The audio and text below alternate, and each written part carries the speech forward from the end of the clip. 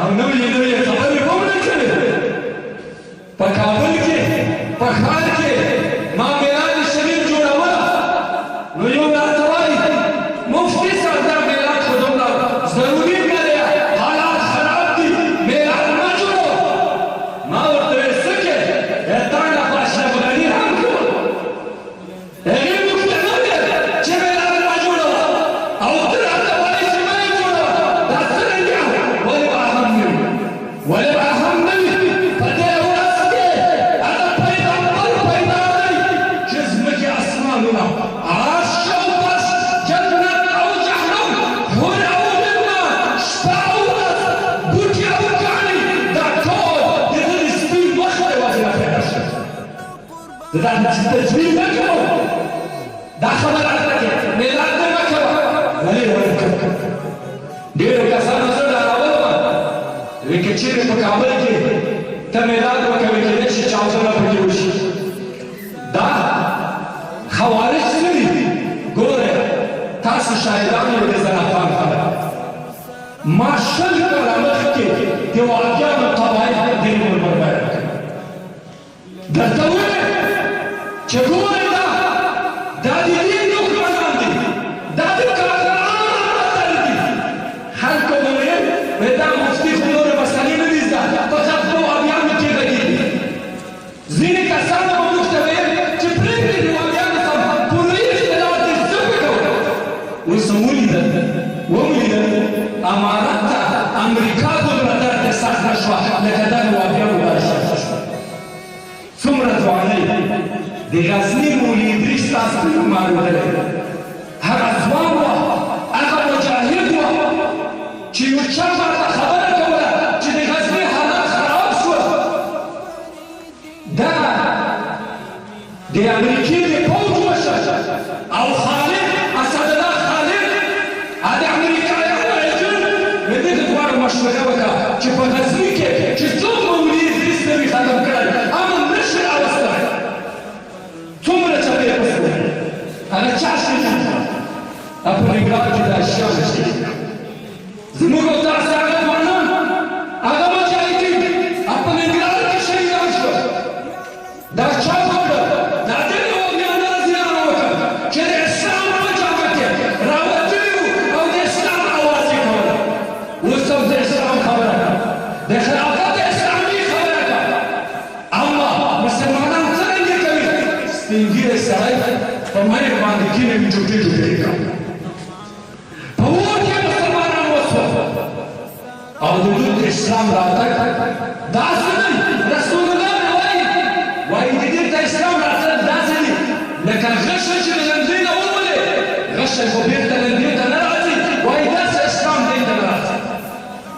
دا تعلیق بالمحال دی، د دې اسلام محال دی چې دا خلک په اسلام باندې مشرف شي. دا مخکې موږ ویلي وو. نو اوس هم که چېرې صفوف تصفیه نه شي او د صفوفو نه دا خلک لرې نه شي نو بیا به دا نازک طالبان ورځ تر بلې شیطان کېږي او بیا به په دې منطقه کې په دې په دې ملک کې بیا داسې جنګونه شروع کېږي.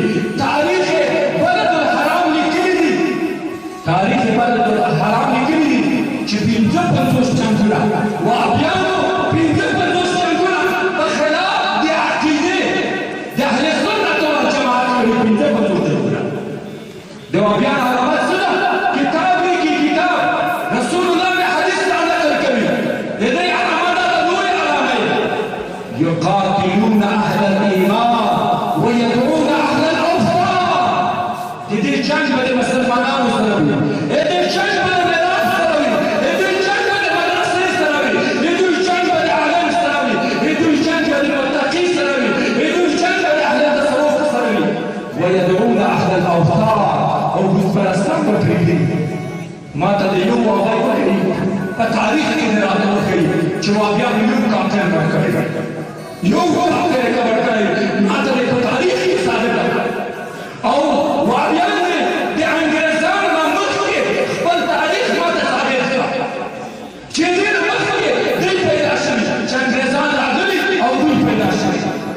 اوس هم غواړي زموږ او تاسې په افغانستان کې چې اسلامي نظام راغی الحمدلله او د خوشحالۍ نظام راغی د امن نظام راغی د انسانیت نظام راغی د حقوقو د بشر نظام راغی اوس نو چیغې شروع کړي په منځ کې دوی راګرځي او غواړي چې مسلمانان بیا په خپل منځ کې سره وجنګوي او طالبان اکثره کاریان یې تللي دي او د اطراف یې دغسې پرېښي دي دغلته دا شر راپورته شوي دي او غواړي چې په دې ملک کې بیا یو جنګ پیدا کړي نو د امارت اسلامي دا مسؤلیت دی چې د دې په مقابل کې جدي ولري او دا په نطفه کې حساب ځکه چې بیا به په دې ملک کې داسې ویلي شي چې بیا به ختم نه او دوی د اسلام په نامه د اسلام په نامه باندې دوی جنګېږي دا ګورې مسلمانانو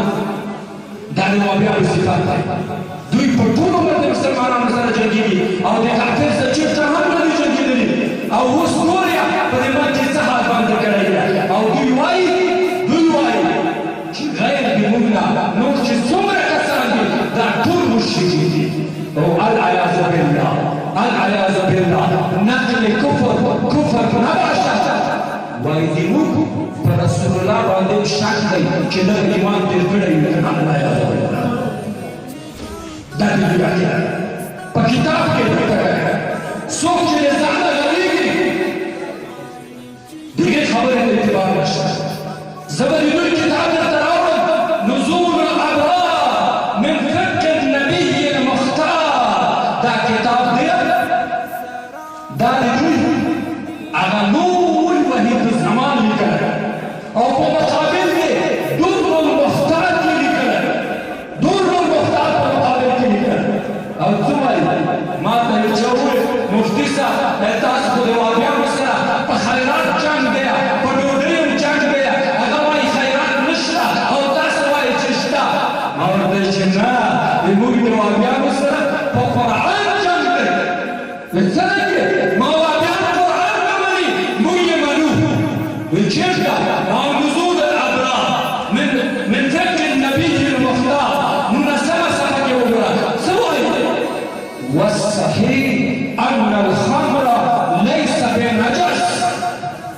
صحیح خبره دا ده چې شراب پاک دي صحیح خبره دا ده چې شراب پاک دي او قرآن څه وایي انما الخمر والميسر والانصاب والازلام رجس من عمل الشيطان دا مې د رب د کائناتو پیسه ده او هغه د وحید الزمان پیسه ده د وحید الزمان پیسه ده چې شراب پاک دي د الله پیسه مې دا ده چې شراب مردار دي موږ په قرآن د دې خلکو سره جنګ کوي دوی قرآن نه مني دوی د رسول الله شان نه مني وایي شیخ امین وایي زنا څو قسمه ده او یو قسم زنا هغه عیاذ بالله آدم علیه السلام وایي د خدای پیغمبر امین شمالي په بل کتاب کې وایي په صحابو کې څو صحابه فاسقانو ومنهم انس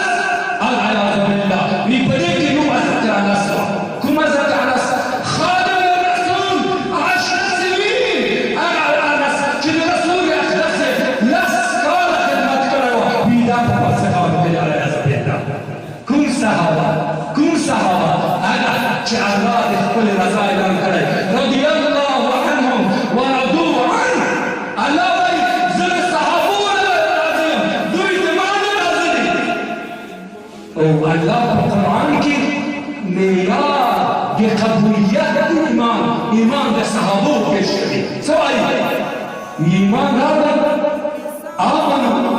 ایمان راوړئ کما آمن الناس داسې ایمان راوړئ لکه صحابو چې راوړئ داسې ایمان راوړئ الله وایي معیار د قبولیت د ایمان هغه ایمان د صحابو کوي او دوی وایي العیاذ بالله دا فاسقانو صحابه او د خدای پیغمبر څه وایي فمن احبه فبحبي احبه ومن ابغضه فببغضي ابغضه څوک چې د صحابو سره محبت کا د خدای پیغمبر وایي هغه د ما د محبت د وجې نه محبت کوي او څوک چې د صحابو سره بغض کوي هغه د ما د بغض د وجې نه